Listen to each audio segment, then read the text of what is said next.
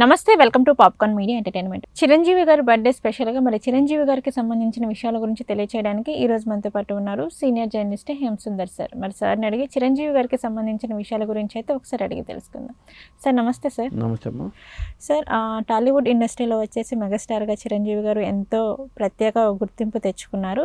మరి అసలు చిరంజీవి గారి కెరీర్ అనేది ఎలా స్టార్ట్ అయింది, ఏంటి అనే దాని గురించి అయితే తెలుసుకోవాలనుకుంటున్నాను. చిరంజీవి గారిది సొంతూరు ఏది అని చెప్పాలంటే ఇది అని చెప్పడానికి మనం సమాధానం లేదు. ఎందుకంటే మొగల్తూరు అనేది చాలామంది అంటూ ఉంటారు, కానీ వాళ్ళ అమ్మగారు ఊరు అక్కడే వెస్ట్ గోదావరిలోనే వాళ్ళ నాన్నగారు వాళ్ళ పూర్వీకులది పెనుగొండ ఏదో ఒక ఊరు ఉంది, ఆ ఊరని చెప్తారు. ఇంకోటి ఆర్కే నాయుడు వాళ్ళ తాతగారు, చిరంజీవి గారి తాతగారు ఆర్కే నాయుడికి మంచి పేరు ఉంది. ఆయన వాళ్ళందరూ డిపార్ట్మెంట్ ఎక్సైజ్ డిపార్ట్మెంట్లో చేయటం. ఈ నేపథ్యంలో చిరంజీవి గారు ఏంటంటే ఉద్యోగరీత్యా వాళ్ళ నాన్నగారు ఉద్యోగరీత్యా వాళ్ళ అమ్మగారు చిన్నప్పుడు చదువులకి 8th 9th 10th అనుకుంటా, 8th 9th 10th అనుకుంటా మొగల్తూరు వాళ్ళ అమ్మగారి ఇంట్లో పెట్టి చదివించారు. ఓకే.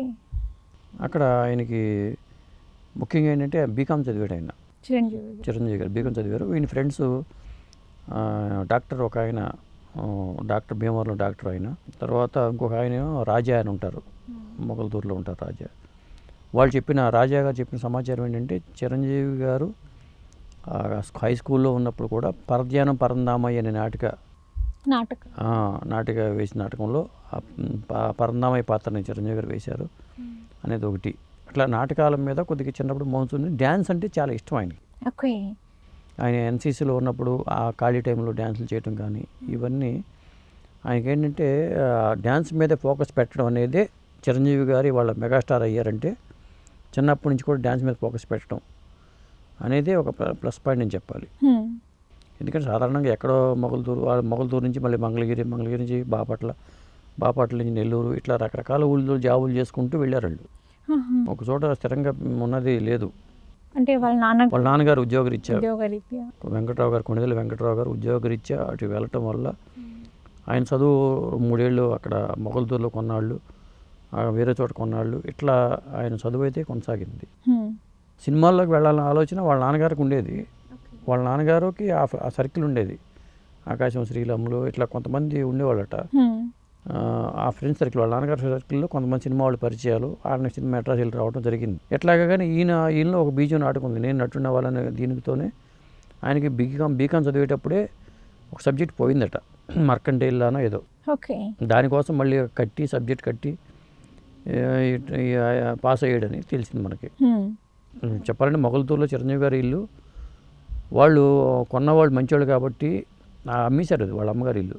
అంటే వాళ్ళ మరి అమ్మేశారు. అమ్మేసిన తర్వాత కూడా ఆ పక్కన స్థలంలో కట్టుకున్నారు ఇల్లు. కొనుక్కున్న వాళ్ళు, ఆ స్థలం మొత్తం కొనుక్కున్న వాళ్ళు పక్కన బిల్డింగ్ కట్టుకున్నారు. శెట్టిపల్జాను గౌడను వాళ్ళు ఈ ఇంటిని మాత్రం పడగొట్టకుండా ఉన్నారు. నేను అడిగాను, ఎందుకు ఇంటిని మరి పడగొట్టలేదు?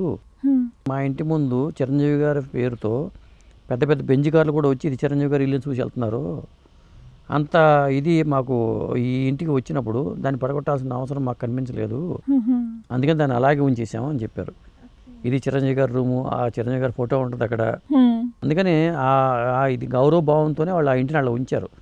ఎక్కడెక్కడ వాళ్ళు వచ్చి ఇది అక్కడ ఆగి ఇంట్లోకి వస్తున్నారు, ఇది చిరంజీవి గారి ఇల్లు చూసి వెళ్తూ ఉంటారు, ఇక్కడ కూర్చొని చిరంజీవి గారు చదువుకున్నారంటారు, అందుకని మేము దాన్ని డిస్టర్బ్ చేయదలుచుకోలేదు అని చెప్పి అన్నారు వాళ్ళు. అంతవరకు వాళ్ళు వెనకాల పక్కన కట్టుకున్నారు, కానీ ఇల్లు ఆ ఇంటిని మాత్రం వాళ్ళు అలాగే ఉంచేశారు ఖాళీగా.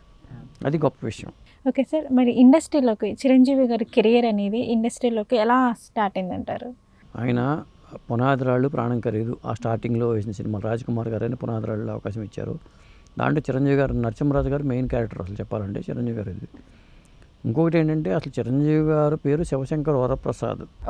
ఇప్పుడు మన శివశంకర్ వరప్రసాద్ గారి సినిమా అనౌన్స్మెంట్ అంటున్నారు, ఆయన పేరు శివశంకర్ వరప్రసాదే. కాకపోతే పేరు అలా పెట్టుకోవడానికి కారణం ఏంటంటే అప్పటికే శంకర్ అనే ఒక నటుడు ఉన్నాడు, బాలాజీ ఇచ్చే వాళ్ళ ఫాదర్ పేరు శంకర్, స్నేహం అనే సినిమాలో యాక్ట్ చేశాడు. ఆయన పేరు శంకర్. ఆ శంకర్ పేరు పెడితే కుదరదు. ప్రసాద్ అనే పేరు ప్రసాద్ బాబు ఉన్నాడు, ఆ ప్రసాద్ బాబు పెట్టుకుంటే కుదరదు. ఈ నేపథ్యంలో మరి ఇక ఆల్టర్నేటివ్గా ఒక పేరు పెట్టుకుందాం అనుకున్నారు, కానీ చిరంజీవి కళ వచ్చి అట్లా అన్నట్టుగా వచ్చి మేము ఆ పేరు చిరంజీవి అని పెట్టుకోవడం జరిగిందని చెప్తారు. కానీ ఏదైనా కానీ దైవాలేలని చెప్పుకోవాలి. ఒక వ్యక్తి పైకి వచ్చారంటే భగవంతుడు ప్రోద్బలం లేకుండా ఇద్దరు వాళ్ళు అందుకని ఆంజనేయ స్వామిని ఇష్టదైవంగా కొలుస్తూ ఉంటారు. చిరంజీవి అని పేరు ఆ ఆలోచన రావడం గొప్ప విషయం. ఇప్పుడు ఆంజనేయుడికి చాలా పేర్లు ఉన్నాయి. మారుతి అని ఉంది, మారుతిని పెట్టుకోవచ్చుగా. కానీ చిరంజీవి అని పెట్టడం, ఆంజనేయులు అని పెట్టుకోవచ్చు కదా. అవును, హనుమంతు అని పెట్టుకోవచ్చు కదా, హనుమంతరావు అని పెట్టుకోవచ్చు కదా. అలా పెట్టుకోవాలా, చిరంజీవి అని పెట్టుకునే ఆలోచన రావడం అనేది చాలా ప్రత్యేకమైన ఆలోచన. అవును, నిజం సార్. అసలు చిరంజీవి పేరులతో ఉన్నవాళ్ళు చాలా తక్కువ మంది ఉంటారు. ఇప్పుడు ఒక వ్యక్తి ఎక్కడికి వచ్చినా ఏం చేసినా పూర్వజన్మ సుకృతం, వాళ్ళు ఆ పుణ్యఫలం అనేది ఉంటుంది, కర్మను బట్టే జన్మ ఉంటుంది.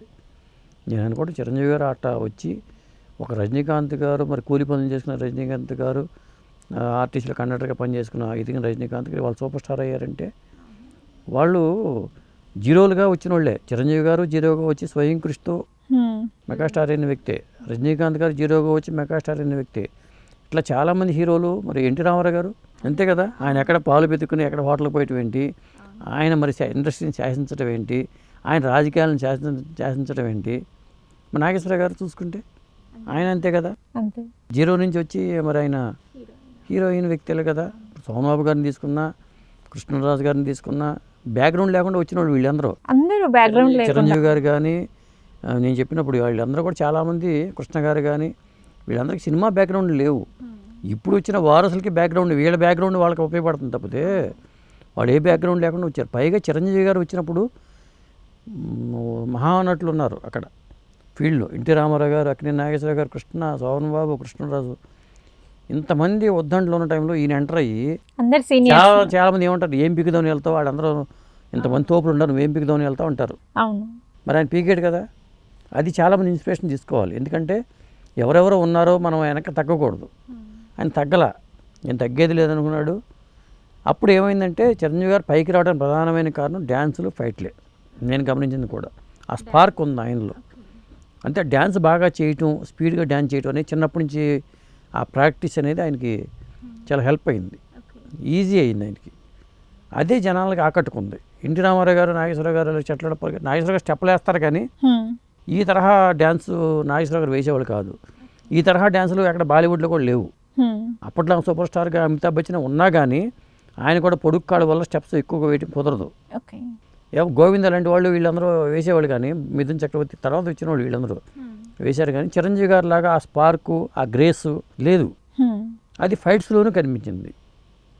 దాంతో అంతకుముందు ఇక్కడ తెలుగు ఇండస్ట్రీలో ఎవరో లేని ఇది చిరంజీవి గారిలో కనిపించింది. స్టార్డమ్ రావడానికి కారణం అదే. ఇప్పుడు ఖైదీ సినిమాలో అది ఫస్ట్ బ్లడ్ అనే సినిమా, సిల్వెస్టర్ స్టాలిన్ నటించిన సినిమా ఫస్ట్ బ్లడ్. ఆ సినిమాని కథ తీసుకుని వీళ్ళు ఖైదీ సినిమా చేశారు. ఆ ఖైదీ సినిమా సూపర్ డూపర్ హిట్ అవుతుంది. దానికి స్టార్డమ్ రావడానికి ఖైదీ కారణమైంది. పునాది పడినా, ప్రాణం ఖరీదు రిలీజ్ అయినా, ముందు రిలీజ్ అయినా కానీ ఖైదీ సినిమాతో ఆ స్టార్డమ్ అనేది ఆయనకి ఒక్కసారిగా వచ్చింది. అట్లా ఆయన ఆ స్టార్డమ్ రావటం కానీ, ఆ కష్టపడి రావటం కానీ, ఒదిగే తత్వం కానీ ఇవన్నీ కూడా కలిసి వచ్చినాయి. నా అల్లు రామలింగ గారి మామగారు అవటం, వాళ్ళ అమ్మాయి నేను చేసుకోవటం కానీ ఇవన్నీ కూడా చిరంజీవి గారి కెరీర్కి యాడ్ అయినాయి. అరవింద్ గారు లాంటి బ్రెయిన్ యాడ్ అవ్వటం కానీ, అల్లు రామలింగ గారి ఆ బ్యాక్ బోన్లో కానీ ఉండటం కానీ, ఈయన స్వయం కృషితో ఎదిగిన వ్యక్తే. కేవలం వీళ్ళ వల్ల, అల్లు రామలింగ గారి వల్ల వీళ్ళకి సూపర్ స్టార్, మెగాస్టార్ అయ్యారంటే లేదు. ఈయనకి టాలెంట్, స్వతహాగా టాలెంట్ ఉండబట్టే అయ్యారు ఆయన. సార్ ఇప్పుడు మనం చూసుకున్నట్లయితే సో చిరంజీవి గారి మూవీస్ ఆ ప్లానింగ్ అంతా ఇప్పుడు ఎలా ఉందంటారు? ఇప్పుడు ప్లానింగ్ పరంగా కొద్దిగా ఆయన వెనకబడుతున్నారేమో అనిపిస్తుంది. ఎందుకంటారు సార్? ఎందుకు అంటే పరిస్థితులు మారిపోయినాయి. అప్పుడు పరిస్థితులు వేరు, ఇప్పుడు పరిస్థితులు వేరు. ఇప్పుడు ఆయనలాగా గ్రేస్తో డ్యాన్స్ చేసే యంగ్ హీరోలు వచ్చేసారు. పాత్రల్లో డెప్త్ ఉన్న పాత్రలో, వైవిధ్యం ఉన్న పాత్రలో చేయలే ఆయన. దానికోసం తాపత్రయపడుతూ ఆయనకున్న, ఇప్పుడు సైరా సినిమా చేశారు, లేకపోతే ఏ పాత్రలు చేసినా ఆయనకి ఏమవుతుందంటే పెద్ద పాత్రల కన్నా యంగ్ పాత్రలనే యాక్సెప్ట్ చేస్తున్నారు. చిరంజీవి గారు మళ్ళీ యంగ్గా కనిపించి డ్యాన్స్ వేస్తేనే యాక్సెప్ట్ చేస్తున్నారు. అంతో ఎంతో ఒక కొత్త పాత్ర, డిఫరెంట్ పాత్ర వేస్తే మరి ఫ్యాన్స్ కానీ లేకపోతే ఎవరో కూడా ఇష్టపడుతుందా. అది కారణం కావచ్చు. ఆయన ఎంపిక చేసుకునే కథల పరంగా కానీ, డైరెక్టర్ల పరంగా కానీ లోపమా, లేకపోతే కొంతమంది ఏమంటారంటే చిరంజీవి గారు కథాపరంగా మార్పులు చేస్తున్నారు, మేము అనుకున్న కథను చేస్తే హిట్ అవుతుంది అనుకునే అన్ని డైరెక్టర్లు ఉన్నారు. ఏదైనా కానీ కొంత చిరంజీవి గారు ఆ వేగం అనేది, ఆ ఎదుగుదల వేగం ఏంటంటే సినిమా ప్లానింగ్లో లోపాలు, రాజకీయాల మీద మధ్యలో ఫోకస్ పెట్టడం వల్ల కొంత డిస్టర్బెన్స్, ఇవన్నీ జరిగినాయి. ఓకే. మళ్ళీ ఆయన పాత చిరంజీవి గారి లాగా మళ్ళీ ముందుకెళ్ళాలంటే ఇప్పుడు రేపొద్దున వచ్చే విశ్వంబర హిట్ అయినా అనిల్ రావిపూడి గారి సినిమా హిట్ అయినా, ఎందుకంటే ఆ స్పీడ్ అనేది తగ్గింది, గ్రాఫ్ ఇలా ఎదిగే గ్రాఫ్ మళ్ళీ ఒక లెవెల్కి వచ్చేసింది. ఓకే. ఖచ్చితంగా చిరంజీవి గారు అక్కడ ఫోకస్ పెట్టాలి మళ్ళీ. ఓకే. ఇప్పుడు రజనీకాంత్ గారు ఆయనకన్నా కొద్ది 2-3 ఏళ్ళు సీనియర్ అనుకుందాం. రజనీకాంత్ గారు మరి 74 ఏళ్ల వయసులో వయసు రీత్యా రజనీకాంత్ గారు ఒక 5 ఏళ్ళు పెద్ద. అయినా కానీ ఆయనకి ఆ స్టార్డమ్, ఆయన సినిమాల బిజినెస్ కానీ, ఆయన సినిమా వసూళ్ళు కానీ కోట్లలో 100 కోట్లలో ఉంటున్నాయి. మరి చిరంజీవి గారికి సినిమాల బిజినెస్ పరంగా చూసుకుంటే ఆ గ్రాఫ్లోకి రాలా, ఇంకా 200 కోట్లు దాటి ముందుకెళ్ళే పరిస్థితి రాలా చిరంజీవి గారికి. అక్కడ కృషి చేయాలి. అది ఏం చేయాలంటే ఆయన ప్లాన్ చేసుకోవడం, పాత్రల పరంగా ప్లాన్ చేసుకోవడం, మళ్ళీ ఒక వైద్యం కోరుకునేట్లాగా మళ్ళీ నేను చిరంజీవి ఉన్నారు ఫీల్డ్లో అనిలాగా రావాలంటే రేపొద్దున ఆ లోటుని అనిల్ రావిపూడి గారి సినిమా ఎంతవరకు భర్తీ చేస్తుంది. ఎందుకంటే సంక్రాంతికి వస్తున్నాం అనే సినిమాతో వెంకటేష్ గారు ఆ గ్రాఫ్ తగ్గినా కానీ సంక్రాంతికి వస్తున్న మళ్ళీ వెంకటేష్ గారు లైమ్ లైట్లోకి వచ్చారు. చిరంజీవి గారు కూడా ఇప్పుడు మళ్ళీ ఒక ఇంద్ర ఆ తరహా సినిమాల్లో కనిపించాలి చిరంజీవి గారు. ఒక గ్యాంగ్స్టర్గా, ఒక గ్యాంగ్ లీడర్, ఒక ఇంద్ర, ఈ తరహా పాత్రలో వస్తే కానీ, ఠాగూర్ లాంటి పాత్రలు కానీ చేస్తే కానీ ఆయన చిరంజీవి గారు మళ్ళీ ఆ ప్లానింగ్లో ఏదో లోపం అయితే కనిపిస్తుంది. అది టైం అని చెప్పడానికి లేదు, కానీ దాని మీద ఫోకస్ పెట్టాలి. ఆయన పెడితే ఖచ్చితంగా మళ్ళీ ఆయన ముందుకెళ్తారు. ఓకే సార్, మరి ఇవి కాకుండా నెక్స్ట్ మనం చూసుకున్నట్లయితే చిరంజీవి గారి అప్కమింగ్ ప్రాజెక్ట్స్ ఏమున్నాయి, ఏం రాబోతున్నాయి అంటారు? ఇప్పటిదాకా షూటింగ్లో విశ్వంబర ఉంది, అనిల్ రావిపూడి గారి సినిమా ఉంది. ఇంకా ఏం రాబోతున్నాయి అంటే మనకి ఇప్పుడైతే ఆయన శ్రీకాంత్ వదిల దసరా డైరెక్టర్తో కూడా ఒక సినిమా ఉందని చెప్పారు. ఓకే. ఆ సినిమా ఉండే అవకాశం ఉంది. ఇంకోటి ఏంటంటే ఆయన కూడా ఇప్పుడు లోకేష్ కనకరాజు లాంటి వాళ్ళు, లేకపోతే రాజమౌళి గారు లాంటి వాళ్ళు, ఎందుకంటే వాళ్ళు సెలెక్ట్ చేసుకోవాల్సి వస్తుంది. కొంతమంది పెద్ద డైరెక్టర్లు ఏంటంటే వారి హీరోని వాళ్ళు సెలెక్ట్ చేసుకుంటున్నారు. వాళ్ళ ఛాయిస్లో చిరంజీవి గారు లాంటి వాళ్ళు రావట్లేదు. అంటే వాళ్ళని దృష్టిలో పెట్టుకుని రాయాలి, కథ రాయాలి. ఓకే. వాళ్ళ ఛాయిస్ అక్కడ వాళ్ళదవుతుంది. పెద్ద డైరెక్టర్లతో చేస్తే సినిమా 500 కోట్ల చిరంజీవి గారి సినిమా వసూలు చేయడం పెద్ద కష్టమేం కాదు. కాంబినేషన్ సెట్ అవ్వట్లా. అట్లాంటి కాంబినేషన్ సెట్ అవ్వాలి. అది కాంబినేషన్ మీదే ఫోకస్ పెట్టాలి చిరంజీవి గారు కూడా. రజనీకాంత్ గారు ఏం చేస్తున్నారు, ఆయన ఒక్కడే యాక్ట్ చేయకుండా అందరిని తీసుకొచ్చి పెడుతున్నారు. ఆయన ఆ పరంగా ప్లాన్ చేసుకెళ్తున్నాడు ఆయన. అదే పద్ధతిలో మళ్ళీ ఈయన చిరంజీవి గారు ప్లాన్ చేశారనుకో, రజనీకాంత్ ఫాలో అవుతున్నా అంటారు. అందుకోసం అని చెప్పి ఈయన ఇన్యూటిల్గా చిరంజీవి సినిమాగానే ఉండాలనుకునే దీంతో ఈయన దృష్టి పెట్టినట్టుంది. ఇప్పుడు వెంకటేష్ గారు కూడా యాక్ట్ చేస్తున్నారు కాబట్టి మరి అనిల్ రావిపూడి గారి సినిమాలో మరి చూడాలి ఏం జరగబోతుంది అనేది. ఓకే సార్, ఇంకా మనం ఆగస్ట్ 22 చిరంజీవి గారి బర్త్డే కాబట్టి మీరు బర్త్డే స్పెషల్గా స్టాలిన్ మూవీ అనేది రిలీజ్ చేయబోతున్నారు. సో మరి దానిపైన మీరు ఏమంటారు? అదే స్టాలిన్ మూవీ ఏంటంటే దానికి ఆ సినిమాకు ఒక ప్రత్యేకత ఉంది. అవును. ఇప్పుడు ఒక్కొక్కళ్ళు మనం లింక్ అంటాం, చైల్డ్ లింక్ అంటాం కదా, ఆ తరహా కాన్సెప్ట్ తీసుకుని మురుగదాస్ గారు అప్పుడు మరి ఆ సినిమా చేయటం కానీ, మీరు ఒక ముగ్గురితో చెప్పండి, సహాయం చేయండి, ఆ ముగ్గురిని ఇంకో ముగ్గురికి సహాయం చేయమని చెప్పడం కానీ, అది ఒక కొత్త కాన్సెప్ట్. అలాగే చిరంజీవి గారి పాత్ర కానీ, ఆ సినిమా త్రిష కానీ, ఆ కాంబినేషన్స్ మళ్ళీ ఇప్పుడు రిలీజ్ చేయటం. ఎందుకంటే ఏమి సినిమాలు లేని టైంలో మళ్ళీ స్టాలిన్ రిలీజ్ చేయటం. ఎప్పుడైనా సరే ఇప్పుడు జనరేషన్ కూడా మారింది. ఆ స్టాలిన్ వచ్చినప్పుడు జనరేషన్ అప్పుడు యంగ్ జనరేషన్గా మారిపోయి ఉన్నారు. అవును. చిరంజీవి గారు సినిమాల్లో లేని లోటుని ఈ స్టాలిన్ భర్తీ చేసే అవకాశం ఉంది. ఎందుకంటే ఇప్పుడు ఆ మధ్యన మహేష్ బాబు సినిమా అతడు కానీ, బాలకృష్ణ గారు చెన్నకేశ్వర రెడ్డి కానీ, మొన్న వచ్చిన కలేజా కానీ మహేష్ బాబుది బాగా వసూలు చేసినాయి రిలీజ్లో. స్టాలిన్ సినిమా ఇప్పుడు సినిమాలు అట్టకు వార్ 2 కొద్దిగా డౌన్లో పడిపోయింది.